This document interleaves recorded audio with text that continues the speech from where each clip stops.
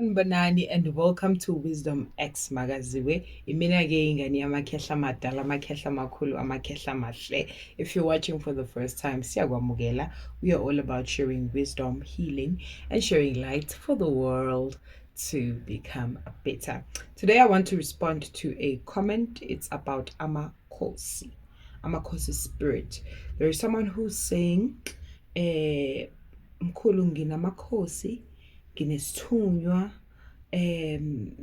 namaKhosi enginawo, they tend to block my visions. They tend to just block my visions. I don't know how to balance. That's my issue. How do you balance if unengilosi unesithunywa unamakhosi? How do you navigate that life? Wenza kanjani? To be quite, it's very much easy. It's very much simple. Mawingane nesithunywa normally umuntu okhulekayo uyakhuleka, and I'm speaking to everyone oyingane yesithunywa. Siyakhuleka, yebo siyavuma, kodwa isikhathi masiloko lesihamba, there are things that should be shown in your visions. There are things that should be told in your visions. You need to take instruction. You really need to take instruction, because abantu abaningi, iy'ngane ey'ningi ezesithunywa, they tend to just want to pray and forget ukuthi labantu oqubuka kubona, some of iy'ngilosi nemimoya lo hamba nayo, some of them used to do things in a very different way. Hence I said in my other video, kunabantu abanakho kokubili. Thola ukuthi uyingane nesithunywa, unengilosi uphiwa umveli inqayi. Ngoba unengilosi uhamba namaKhosi, you walk with them. As you are walking with them, they require you to do certain things. Banendlela yokwenza izinto. Should you ignore them, they are about to mess up your life. So to the person who's asked Tuguti, how do you balance? Thank you for asking that question, because I also have ingilosi, kodwa ngihamba nawo amakhosi. And amakhosi ayafika akutshele ukuthi afunani kuwena, and you need to do what they want you to do. If you know ukuthi wena kumele ushunqise impepho, ishunqise impepho. And it's not like big things. I would think kuzofika ukuthi wenze umgido omkhulu ukuthi please. It's small things that matter to them, and that shows you that you acknowledge them. So kuningi mina esengikwenzile, and they are seeing ukuthi, oh, this one listens. But I'm told that if I don't listen, there will be consequences zokungamameli. So for you to be at peace and to balance everything, because ungathola ukuthi lamakhosi ohamba nawo, what if they're traditional and they don't pray like you always pray?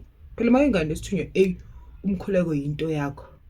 But what if lamakhosi ohamba nawo awakhuleki that much? Uzithole nje wena ukhathala, ungakhuleki, and all of that.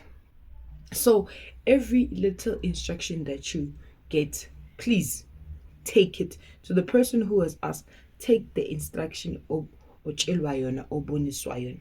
I'll just make an example. If you look at my other videos, nginenjeti, nginebhayi, injeti, the dark maroon one, because kunalele red, kunalele maroon. Omunye umuntu angayibuza ukuthi, hayi, this one looks confused, because ushelo ukuthi uyathandaza, but all of a sudden uphakamisa leli bhayi. What does it mean now? Does it necessarily mean that she's a sangoma? No. Ngihamba namakhehla amakhosi asemanzini, afuna ukuthi khona into eyabo specifically that I want ukuthi ngiyiphakamise. Do they want me to wear it? No. Do they want me ukuthi ngilokole ngiyithwale ekhanda? No. They want me to stick to the way I look. But into abangicela yona ukuthini, have this, put it somewhere where you can see it. When your clients come in, they must see it. Can I tell you, I took time to do that thing. I took time to buy that little by little. I literally took time because I was like, what now? I took time up until I was told, Uguti, get it, it's time, get it. Because they literally give you like very simple things to do. Babona ukuthi uzozenza na. They will test you with, before they even ask you to do something big, they will ask you to do something very, very much small. So the person who's asked, take instructions so that everything is all balanced, to show that you acknowledge them. Mina ngiyitholile injet yami nginayo, ngiyibeka la endaweni engazi ukuthi wherever la ngihamba khona kuzomela ngiyibone. Noma bafika ngaphakathi kule ndawo engihlala kuyona o engikuyona, bayabona ukuthi umntanethu acknowledge. That is so beautiful. That is so nice. That's what they want. Moving right along. Ngiyakhuleka mina, I feel more connected when it comes to prayer. But I will be asked ukuthi ugcine nini ukuphahla? Ugcine nini ukuphahla? Phahla. Ngizophahla. Phahla. Remember ukuphahla awufundiswa. Personally, I wasn't taught how to phahla. So it just comes to me naturally. I would just light my candles and just call my surnames and then start talking. They appreciate that. Simple. Good. Go right. If I'm supposed to be told ukuthi kumele ngibize kanjani ngenze kanjani, kuzongifikela. But they know very well that they didn't teach me that. If they're supposed to teach me, they're supposed to do it now. Angiphahli every day. I don't want to lie. I don't know when's the last time ngikwenza lokho. Kodwa ngiyakwenza. Ngingane yesithunywa. Kodwa ngiyawuyenza umqombothi. Uyangibukela nje esikhaleni.